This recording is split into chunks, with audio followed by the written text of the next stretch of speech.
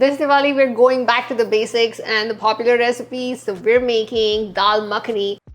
This is restaurant style Dal Makhani. I have the home style version on the blog and also in my first cookbook and the third cookbook. This is adapted from that, but then jazzed up with even more spices. The sauce for this Dal Makhani is where all the flavor is at. We're using some whole spices, some ground spices, tons of Kashmiri chili powder. And I have a secret to take it to the next level with all of that smokiness that you find in the restaurant version. Keep watching to find out all of my secrets and all the tips and tricks to making an amazingly delicious, ultra creamy Dal Makhani. Makhni means like butter, but the name isn't entirely because there's tons of butter in the Dal Makhani. It also means that the dal has to be like butter, smooth and creamy.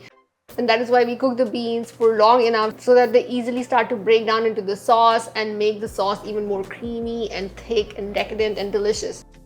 For the traditional Dal Makhani, we use black gram lentils, also called black matte lentils or whole urad dal. You can also use other lentils. There will be a difference in the cooking time, and that is mentioned in the notes in the recipe post along with other substitutes for other ingredients there as well. First, we're gonna wash the kidney beans and the black gram lentils and then soak them overnight. Soaking is really important for these beans because they take such a long time to cook, and if you don't soak them, it's probably gonna take them like the whole day of cooking. After soaking the beans, wash them really well until the water runs clear because otherwise they'll add some more darker blackish color to the final dish. After washing them, add them to your Instant Pot or saucepan. Pressure cooking is the best option because the beans will become really soft and become very creamy and buttery, which is what we're going for. But if you don't have an Instant Pot or a pressure cooker, you can also cook them in a saucepan for 1.5 to 2 hours until both the beans can be pressed easily and can easily be mashed into the sauce. Then set those beans aside and let's make that delicious sauce. Now there are 2 levels of sauce here. We're making the first sauce. And then we're going to make a spiced oil, and we're going to add multiple smoky elements at different levels in both of these sauces. For the first sauce, we're going to heat some oil over medium heat. Once the oil is hot, add the cumin seeds. Now cook these cumin seeds for at least a minute or longer until they start to change color. Cumin seeds take much longer to cook, so you don't want to add the other whole spices into the mix because those spices will burn. Toast those cumin seeds until they significantly change color. Then add in the green cardamom and the black cardamom and the whole cloves. Don't forget to smash the green cardamom or the black cardamom or open them with a knife or a mortar and pestle or whichever way that works for you. You just want to open them so that the seeds can kind of come out, but they still stay in the pot and impart all of that flavor into the sauce. Cook that for a few seconds, add in the onion and the chopped garlic and a good pinch of salt and continue to cook this onion until it is nicely golden brown. While we're cooking the onion, we're going to add the first level of smokiness with a cinnamon stick. Traditionally in restaurants, they use some charcoal, a food grade charcoal that they burn over the fire and then put it in some oil or butter and then use that to smoke the sauce. But how many people have charcoal lying around in the house to smoke the dal? So we're going to do it with some cinnamon sticks. Take your cinnamon stick, break it into half. If it doesn't break vertically, you can break it horizontally. You just want 2 pieces of that cinnamon stick. Put it over a gas flame until it catches fire. Let it burn for a second or so, then blow it out and immediately put it into the onion. This smoky and burnt cinnamon stick will add an amazing smoky flavor into the onion as well as the cinnamon flavor into the sauce. Add in the minced ginger and green chili. Then add in your Kashmiri chili powder and garam masala and a splash of water. Because the Kashmiri chili powder can easily burn and change color, and we want to keep all of that amazing, bright, vibrant red color into the sauce. Add in the tomato puree and the tomatoes and more salt. And now cook this mixture until the tomatoes are jammy. Press the larger pieces of the tomatoes and keep cooking. Then take some kasuri methi, which is dried fenugreek leaves, and crumble those into the sauce.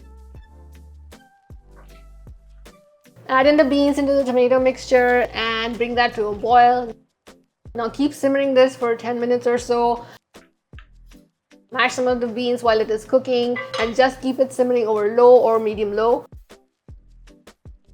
Before we add in the non-dairy cream, add a little bit of water to reduce the temperature of the pan because some non-dairy creams might split.